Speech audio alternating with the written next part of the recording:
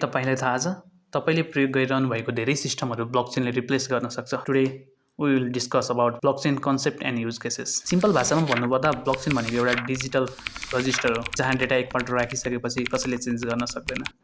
जस्तो कि तपाईले एउटा ट्रान्ज्याक्सन गर्नुभयो, त्यो रेकर्ड ब्लकमा बस्छ अनि त्यो ब्लक अरू ब्लकसँग क्रिप्टोग्राफिक ह्यास थ्रु कनेक्टेड हुन्छ अनि एउटा चेन बन्छ, लाई we call blockchain. Why it matters? युजरलाई आफ्नो फन्ड र डेटाको फुल कन्ट्रोल हुन्छ। अहिलेको केसमा हाम्रो फन्ड ब्याङ्कसँग हुन्छ, डेटाहरू कुनै थर्ड पार्टी कम्पनीसँग हुन्छ, हामीले कुनै पनि डेटाको कन्ट्रोल नै पाउँदैनौँ। तर ब्लकचेनको केसमा तपाईँको फन्ड तपाईँको वालेटमा हुन्छ अनि तपाईँको डेटा तपाईँको पर्मिसन बिना कसैले पनि युज गर्न सक्दैन। त्यसलाई भनिन्छ डिसेन्ट्रलाइजेसन, जहाँ कुनै पनि मिडलम्यान हुँदैन। अनि अर्को फाइदा भनेको डेटा ट्रान्सपरेन्ट हुन्छ अनि इकोसिस्टम बिल्ड भएपछि ह्याक गर्न अलमोस्ट इम्पोसिबल हुन्छ।